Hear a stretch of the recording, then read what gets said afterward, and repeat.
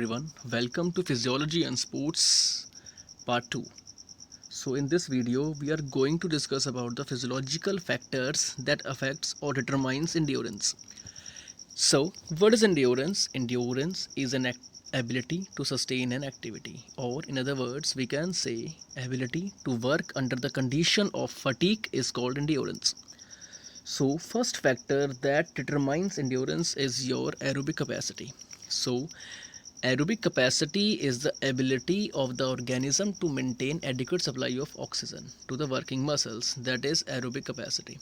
Let me highlight this for you. Just give me a moment. Yes, here it is. The second line, the ability of the organism to maintain adequate supply of O2 to the working muscle is called aerobic capacity. Okay. So let's just move forward. The aerobic capacity depends upon the four factors. चार factors पर depend करती है ये. First one is your oxygen intake. Let me give you a brief about these factors. Oxygen intake is the amount of oxygen which get consumed by your lungs from atmosphere. Oxygen consumed by your lungs from atmosphere is your oxygen intake. Second is your oxygen transport. Oxygen transport is the amount of oxygen taken into the blood from lungs to be transported to the working muscles. Let me highlight it again. A moment. Wait. Yes. The amount of oxygen taken into the blood from lungs has to be transported to the working muscles. The oxygen transport depends upon the amount of oxygen which the blood has absorbed from lungs and the ability to circulatory system to carry this quickly to the working muscles. Okay, so this is your oxygen transport. What happened? जो oxygen आपके lungs में थी वो अब आपके blood में आ चुकी है. Third one is your oxygen uptake. Now what happens? जो ऑक्सीजन आपके ब्लड में है it get absorbed by your cells, tissue, organs and organ system in your body. This is your oxygen uptake. And D is your energy reserves. Energy reserves are the stored fat, glycogen in your body.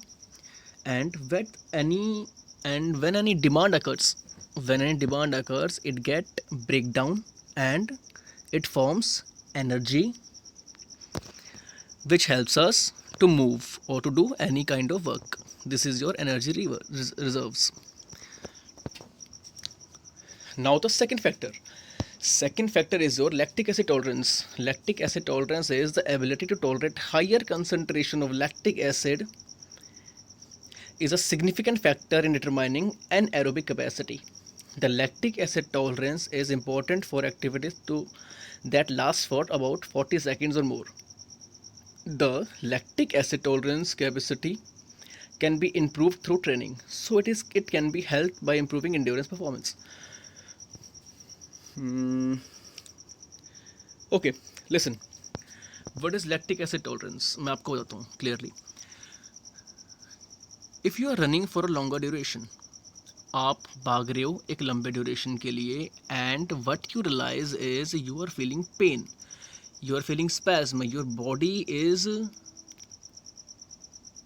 getting stiff or getting choked. आपकी body रुक रही है, आपकी body वहीं पर ही अटक जाती है. You are unable to breathe properly. So this is what lactic acid does. आपकी बॉडी में जैसे ही फटीग आता है, आपकी बॉडी में जैसे ही ऑक्सीजन की कमी हो जाती है, lactic acid gets into play. Anaerobic respiration होते ही आपकी बॉडी में लैक्टिक एसिड बनना स्टार्ट हो जाता है और वो क्या करता है, आपकी बॉडी में क्रैम्प्स कॉज करता है, पेन कॉज करता है और आपका मन करता है कि यस दैट्स इट, मैं वहीं रुक जाऊँ बस और मुझे भागना ही नहीं है. But after lactic acid gets into your muscles, और उसके जाने के बाद भी लैक्टिक एसिड के प्रेजेंस में भी you decide to do activity further. आपको वो एक्टिविटी और करनी है. This is your lactic acid tolerance. मतलब यू आर बेयरिंग पेन. आप लैक्टिक एसिड आने के बाद भी, एनारोबिक रेस्पिरेशन होने के बाद भी you decided to run, you decided to do that specific task, is your lactic acid tolerance. So higher the tolerance, higher will be the performance. Third one is your movement economy. Movement economy is the economical movements. Let me highlight this. Just a second. Yes, the economical movements are significant for endurance performance. A runner who can run at a given pace with less energy expenditure can continue with the same speed for longer duration. इसमें एक example given है. An athlete, a runner who can run at a given pace with less energy expenditure and can continue with the same speed for longer duration. Right? A good technique in endurance sports can save energy. A good technique in endurance can save energy. Okay, if I command you to run, और मैं आपको बोलूँ that you have to keep your both hands in the air, आपको अपने दोनों हाथ आसमान में रखने हैं और आपको बहुत देर तक भागना है. So is it economical? यहाँ पर इकोनॉमी मतलब होता है एनर्जी एक्सपेंडिचर को कम करना, है ना, मूवमेंट बढ़ाना, मूवमेंट को इम्प्रूव करना, मूवमेंट को इंक्रीज करना और एनर्जी एक्सपेंडिचर को कम करना. This is called movement economy. Her game की, हर स्पेसिफिक स्पोर्ट्स की कुछ मूवमेंट इकोनॉमी होती है. Let me give an example. एक ट्रेंड एथलीट और एक नॉर्मल पर्सन अगर सेम स्किल परफॉर्म करते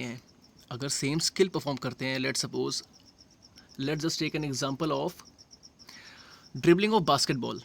सो जो ट्रेंड एथलीट होता है वो बास्केटबॉल ड्रिबलिंग कम एनर्जी एक्सपेंडिचर के अंदर कर देता है as compare to the person who is a normal citizen, a normal wellbeing. This is movement economy.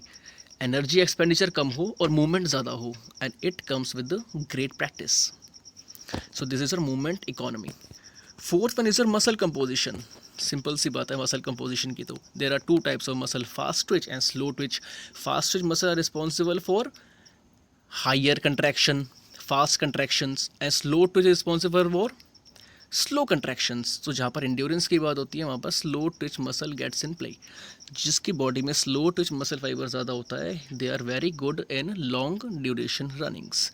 So this is it for today and thank you for watching.